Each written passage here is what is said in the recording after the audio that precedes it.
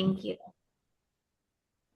All right, so yesterday we talked all about thinking about decoding in a different way and thinking about our kiddos who are reading sound by sound and they're kind of struggling to get over that hump. So if you missed that recording, that will be up in the hub for you today. And I just wanted to do these sessions as a way. I joked yesterday about how Helen and I said we were going to take off the whole, with the LA team, we are going to take off the whole winter break. And then it got to like Saturday, and I was like, okay, what do I do with myself? So I thought, what a better way than to just spend a couple minutes for the next 3 days together, just kind of getting our brains back into teaching mode and just thinking about different things. So when I was looking at what to talk about, I wanted to keep these very short, very brief, but also give you guys some tips and tricks that you might be able to just take immediately back into your classrooms when you go back in January. So one question that we always get is, what do I do if I have taught my students how to decode, we're working through it, but they're still just reading sound by sound and that automaticity is not there. So that's what we talked about yesterday.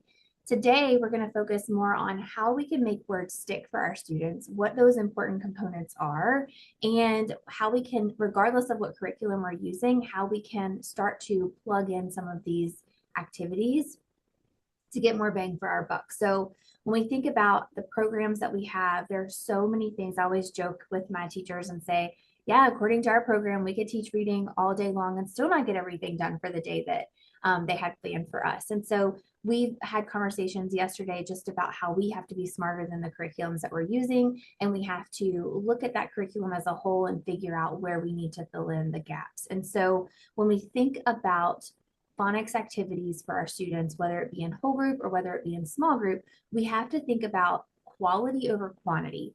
And so, what I encourage my teachers to think about when they are choosing an activity to use for a phonics lesson, I ask them two questions. I say, is this something that is going to force your students to decode words? And if they say yes, then I say, and is it something that is going to force your students to encode words? And if they say yes, then I say that's a great activity to use. We want to be thinking, how am I going to help them connect to the phoneme to the grapheme in both the encoding world and the decoding world, because they speak to each other, they marry together well, and so we want to make sure that we are doing both. So I'm going to share with you today, this session is going to end at 11:30. I ended at 11:35 yesterday, but I'm going to make it end today at 11:30 because I want these to be short. I want you to walk away feeling refreshed and not overwhelmed with all the things that you have to do. So I want to just start with phonemic awareness. And I want to say to you, I have a couple spoiler alerts. I have three things that we're going to talk about today. Each one has a spoiler alert. So number one is 20 minutes a day of oral instruction only is not going to move the needle forward. So if we have programs that are suggesting that we're spending 10, 15, 20 minutes of oral phonemic awareness, we really need to take a look at that. We need to take a look at our literacy block and we need to ask ourselves, is that giving me the most bang for my buck? Okay, because the problem is research tells us that oral phonemic awareness is important, but it tells us a couple different things. We need to focus on blending, segmenting, and isolation. Those are the three skills that we need to focus on, and we need to apply it to print as quickly as possible. So if you read the National Reading Panel report and you take the minutes that they suggest for first grade and you divide that up over your average year, which is 180 days, you come out to about 6 or 7 minutes a day of direct phonemic awareness instruction. So just a little food for thought when we think about phonemic awareness. Yesterday, we talked about how if we want our students to be able to read and decode accurately, and we want to build that automaticity, they have to have two things. They have to have their letter sound knowledge, and they have to be automatic with that, but they also have to be able to blend and segment orally. And then we have to show them how to put those two together in order to read words. So yes, it's very important. It's that foundational skill. It supports decoding and spelling,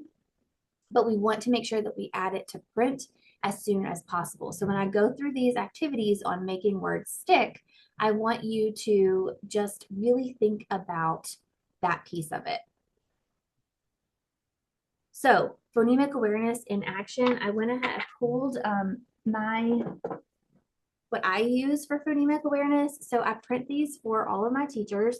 They're my phonemic awareness warm-ups. And I know I'm sharing my screen, so you might not be able to see this, but they focus on blending and segmenting, and they really take about 3 minutes. And the reason they only take about 3 minutes is because the activities I'm choosing to use when I start putting things into print also connect with blending and segmenting.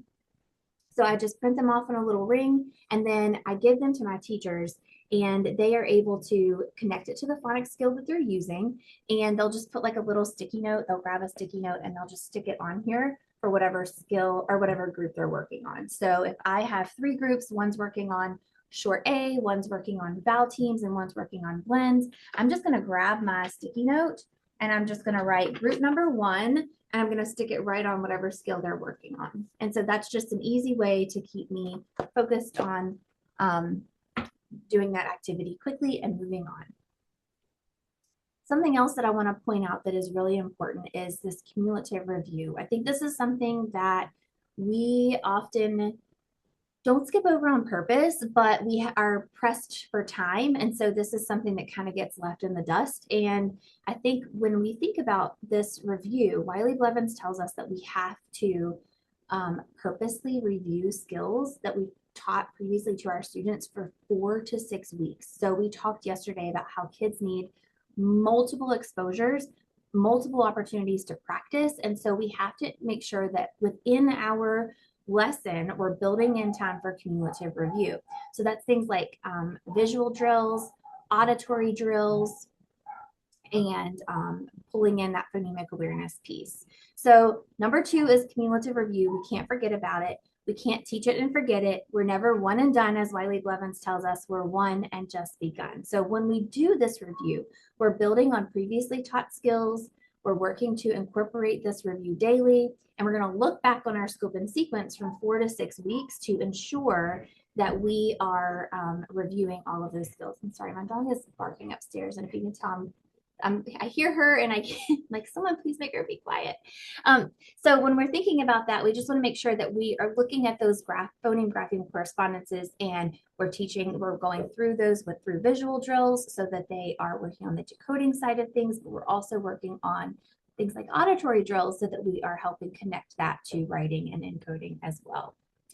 So here are the things that you might include in your cumulative review part of your lesson. Vowel intensives. I showed you a vowel intensive yesterday and how we use that vowel intensive and how we use that strip for spelling words yesterday. So let's take a deeper look at this phonics instruction piece. Students in our K2 classrooms are often, we said this yesterday, learning how to read, and this means they will need direct and explicit phonics instruction. So just tell me in the chat if you guys have an explicit phonics instruction curriculum that you use.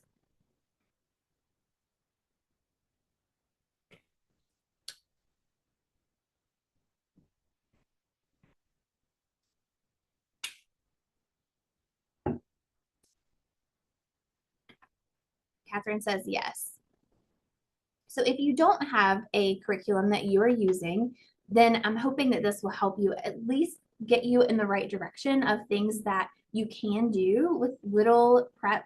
You don't need a lot of materials, a lot of resources to be able to do these activities.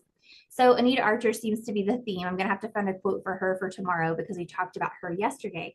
But she says there is no comprehension strategy powerful enough to compensate for the fact that you cannot read words. So I know a lot of you are kindergarten, first, second grade teachers, but something that I often have to have long conversations with third, fourth, and fifth grade teachers to say, listen, if our kids are struggling to read, it's not always a comprehension strategy. I'm not saying that it's never comprehension that they're struggling with. I'm just saying 98% of the time when students are struggling in 3, 4, and 5, they have gaps, and it's a phonological awareness deficit or a phonics deficit. So that's what she's saying. She's saying there's no comprehension strategy that we can use that's going to compensate for the fact that our kids just can't read the words on the page.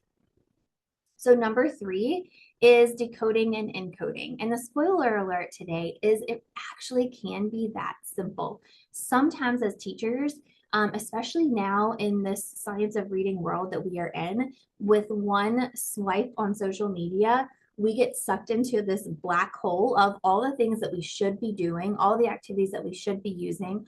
All of these influencers are online trying to sell us all of their products.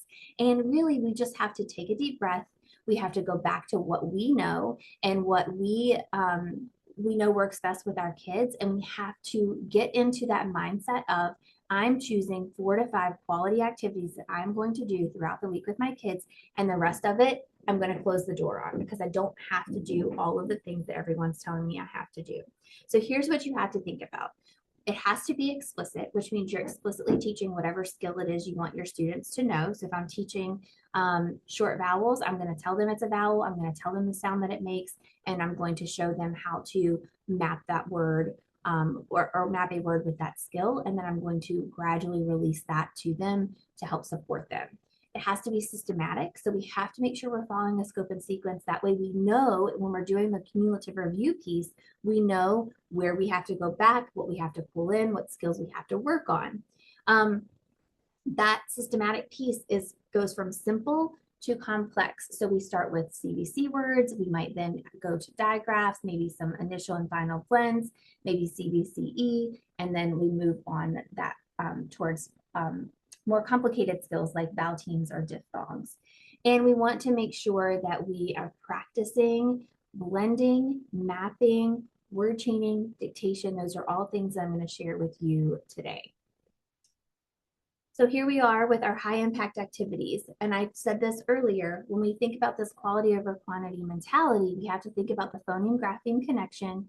We have to really consider that multisensory approach that goes back to that active view of learning that we talked about yesterday, about how engagement does play a key in keeping our kids motivated and excited and confident. And then we want to make sure that whatever activities we choose support decoding and support encoding. So word mapping is an oldie but goodie, right? We all probably do some form of word mapping in our classrooms. And that's just simply having students tap out the words, write those corresponding sounds, and then they write the entire word. And this helps solidify their understanding of the skill. So we're taking what they know how to orally blend and segment, they know those letter sounds, and we're showing them how to put it together to read and spell words. So if the word is dog, I'm going to have them tap out the sounds, d, og. I'm going to have them write the corresponding letters, d, og, D-O-G, and then I'm going to have them write the whole word. Now that's the encoding piece. Remember, I said they have to also decode as well. So then I would have them read that word. And when I have them read that word, I have them do that continuous blending that we were talking about yesterday. Can you guys hear this? Okay, perfect. I'm going to go back. We showed this yesterday, but I'm going to show it again today. So this is a word mapping activity that I do with students. I want you to pay attention. We talked about in a route to reading our opportunities to respond session.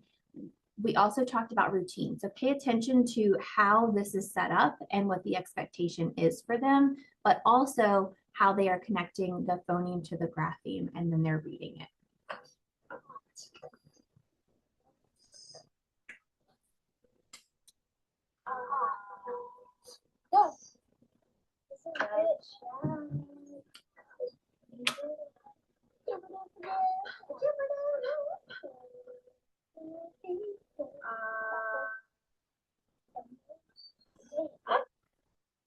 So you can do this on a whiteboard. It doesn't have to, you don't have to have those Elkonin boxes.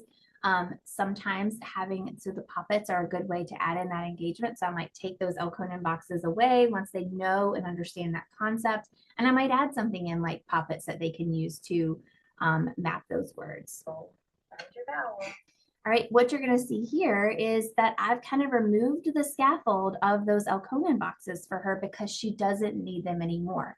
So that's another thing that we have to think about when we're thinking about our instruction is those boxes are a scaffold. We don't use them forever. Once students understand how to map a phoneme to a grapheme, then we can remove that scaffold and have them write the way we would typically have them write when they're in their writing block or when they're in their reading block. And so I've removed the scaffold for her, but the scaffold that she still needs is she struggles with her vowels. She's not sure what vowel to use when she writes the word. So I've given her a vowel strip and a chip. And so before she can write the word, she has to say the word, she has to segment that word, and then she has to isolate that vowel sound before writing the word.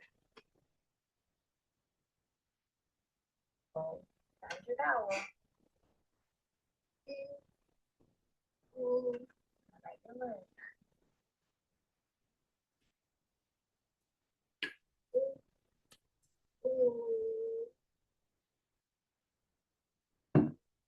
So I've removed that scaffold, but we're still connecting the phoneme to the grapheme.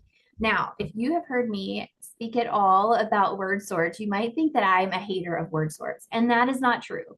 I am a hater of like the days of words their way, where we gave kids a bunch of words, we had them sort and glue them.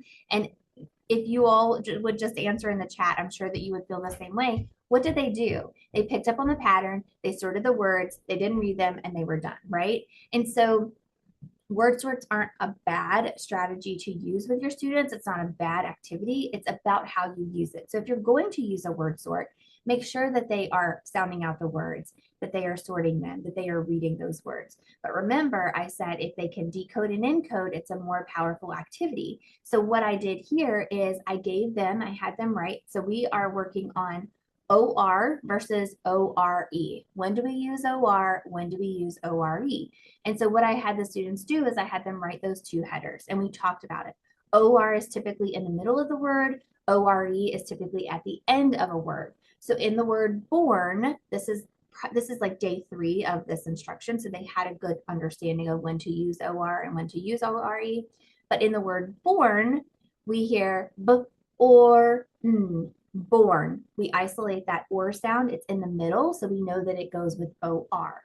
With ORE, as in the word chore, we tap it out, ch, or chore. Where do we hear the or sound? At the end, so we know it goes with ORE.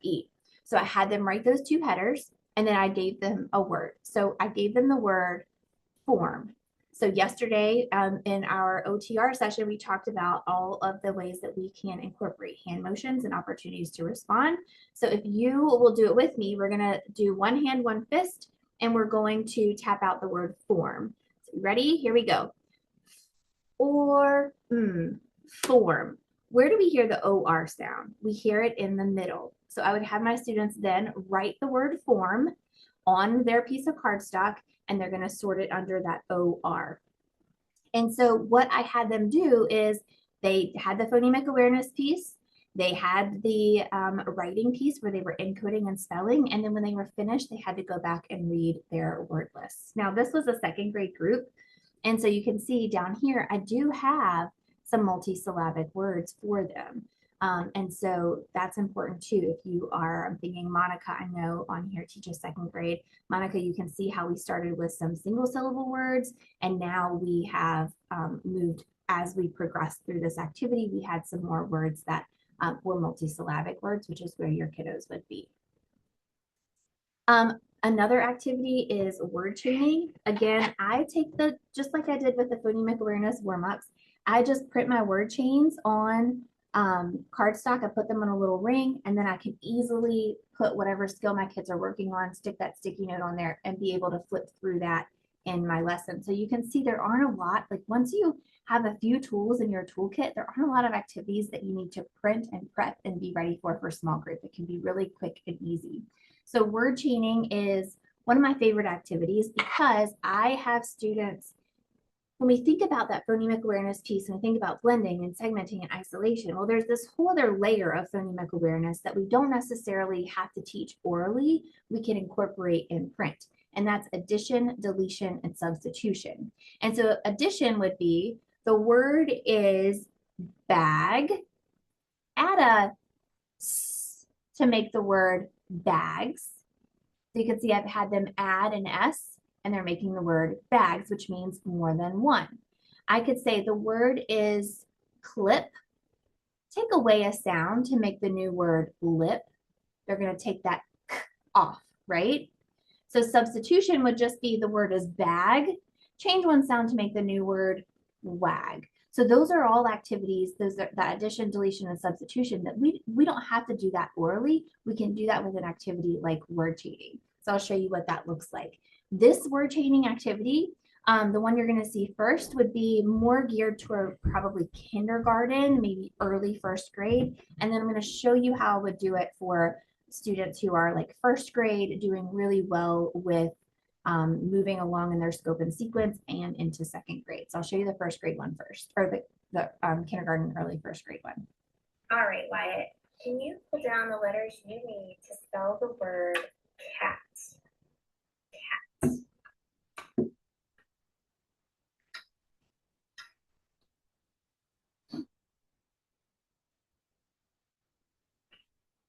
Good. Can you touch and sound it out for me? Cat. Excellent. Can you change one sound and make it say that?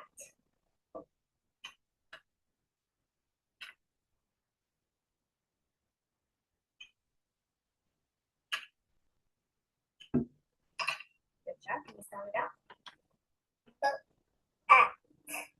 That. Excellent. Can you change one sound to make the new word bag?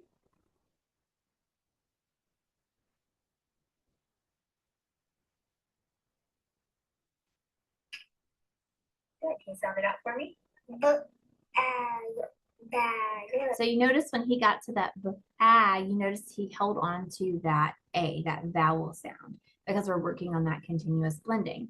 And so if you take a look at all of the resources I have here, I have a magnetic tray and I have my word chaining cards on a ring, and that's it. That's simple planning. I just have to know what skill my students are working on. So this is what I would use for kindergarten, early first grade, because we're just swapping out, really substituting with CVC. Now, when we get to our older kiddos, we might do something like this. So I just printed off a grid. I decided that I was going to have, 5 boxes here, and these are the amount of words that we were going to do. I gave them a pencil and an eraser. So I'm going to show you what this looks like do some words for older students. I want you to tap each sound before you put it in the box, and then I want you to write the sounds you hear, one in each box, okay? Are you ready? The word is spit. Tap it. Great, now write it.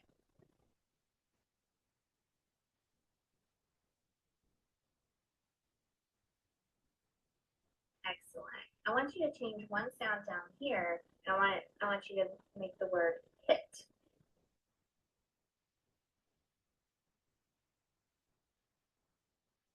Good. What did you change? Can you highlight the box that you changed for me? What sound did you change? Yeah, good job. So this is really drawing their attention to the sounds that they've changed. And then if they're adding or deleting sounds, you would change it there as well.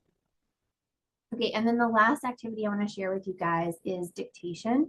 Dictation is something that I'll be honest, I didn't always incorporate in my lessons, and I have worked really hard for the past couple of years to incorporate it in the intervention lessons that I'm doing, but also encouraging my teachers to do this as well, because we have to show students, we often will teach a phonics skill and then we will take it into the application piece of a decodable text, but we often don't include that encoding piece. So I think it's like second nature for us to say to ourselves, okay, we've introduced the skill, we've taught them how to map these words, we've been reading words in isolation. Now let's see if they can read it in the text. Like that's the natural progression. But often what we forget is that we also want to make sure that we are strengthening the writing portion of the rope as well. And so that can come through dictation, because before students can really write sentences on their own, say a narrative writing, they have to be able to understand the parts of a sentence. We start with a capital letter, we end with punctuation, we have spaces between our words, our sentence makes sense, right? It has a who and a do. These are all things that we want to teach our students, and we kind of have to front load that information for them because they don't naturally know how to do that. So dictation is a good way to incorporate that. So it helps them practice those phonics patterns that we've been working on, helps them to connect the sound to symbol. And research really supports this type of activity because it's encouraging that spelling proficiency for our students. So when we do dictation, if you're a kindergarten teacher, might start out as just a sound. So I want you to spell the sound I want you to spell the sound p, right? So then naturally we would move to, I want you to spell the word pig, write the word pig. And then we would move into the sentence level where you would have your students write a sentence. Now, it's really important when you think about dictation, you can't just choose any sentence. You have to really think back on your scope and sequence. That's why it's kind of your roadmap for everything that you do. You have to really think about what skills have you taught, what skills do your students know, and how can you incorporate that. And so again, I just go ahead and print my dictation helpers. I have them ready. You can kind of see how I have them on a this is where I was working and modeling with a group of teachers. So I kind of had their skills already laid out. And then I have those sentences right in front of me. They're sorted out by phonics skills. So I know what I've taught, what I haven't taught. So the first thing you want to do is dictate the word, sound, or sentence. So we're going to go with a sentence. And I would say, okay, ready, elbows up. We talked about this in our OTR session the other day. I would say, let's read, let's say the sentence. So I would say, let me pick a short one.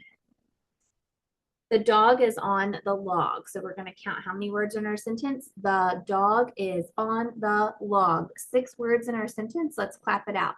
The dog is on the log.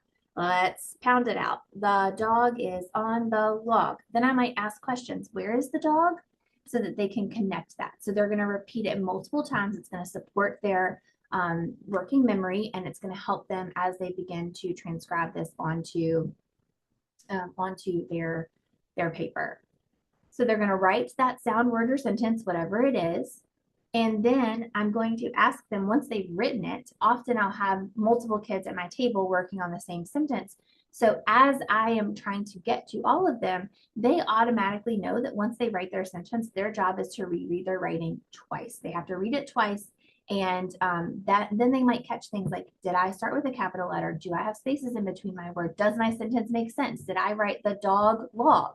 Did I forget is on? Those are the kind of things that they're going to pick up on. And then we will check it for immediate feedback. So these are the things that I ask my students to look for. After you've reread it twice, did you have neat handwriting? Did you spell your words correctly? Do you have spaces between your words? And do you have proper punctuation? So these are all things that I'm going to ask my students to do, and I'm going to guide them through that process. And so that is how I choose to end every single one of my lessons. If you are en route to reading and you have the lesson plans, you know that we always do dictation, or we do a decodable, and then we end with dictation. So these are all the activities that I incorporate every single day or every single week in my lesson plans. They're easy, they're low prep. You don't need a lot of worksheets. You don't need a lot of templates to print off. If you just print off the few little things that you need, then you can put your sticky notes in there and you can be ready to go with your toolkit for whatever phonics skill your kids are working on in your group. And so as we end today, I want you to really think about your process for planning, the activities that you choose to use for that explicit teaching piece. Are you building in cumulative review? Are you making time for decodables, which is what we're going to talk about tomorrow in tomorrow's session? And are you encouraging your students to work through some dictation? Is that something that's something that I was always afraid to do because it just seems so daunting? So is it something that you're afraid to do, but you're going to try to incorporate more of as you move into the new year? So those are the activities that I have for this session. I hope that you walk away feeling more of, I don't have to have all the things. I just need some good, solid activities that I can incorporate with all of my groups. So I am going to stop sharing my screen. And I am going to, I promised I would finish by 11:30. It's 11:31. So I'm going to stay on if anyone has any questions. And if not, tomorrow we'll be talking all about decodables and how we can incorporate those into our lessons as well. Missy, I see your question. Missy says, as I prep for new small groups, I'm planning on phonemic awareness rings, word chain rings, and dictation rings. Anything else to prep to make planning easier? Mostly looking for organization ideas. So I think it's smart, Missy, to do your word chain rings, your dictation rings, phonemic awareness. I would go ahead and print your Elkonin boxes and put those in sheet protectors because that's something you can use for every group. I would go ahead and prep your visual drill cards so that you have those and those ready to go And then inside the hub, Missy, and I will send these to you as well, are the teacher protocols. And so if you print these, I always give these to my teachers because they have everything that they need. So it's when you go in and you think just like this, like we did how many different activities. Well, you might forget something, right? Or I forget how to do word chaining, or I forget how to do an auditory drill. So what I love about these, did I stop sharing? Can you see me big? Okay. What I love about these is I give these to my teachers and they just have them at their back table. And it's like, oh, I have to do an auditory drill. Well, here are the steps. This is what it is, why it's important how to do it. And then if you print this off, this little chart off for each of your each of your groups, then you can highlight what phonemes and graphemes you've covered, and then you know what to use for your auditory drill. So that's the only other thing I would print would be your teacher protocols.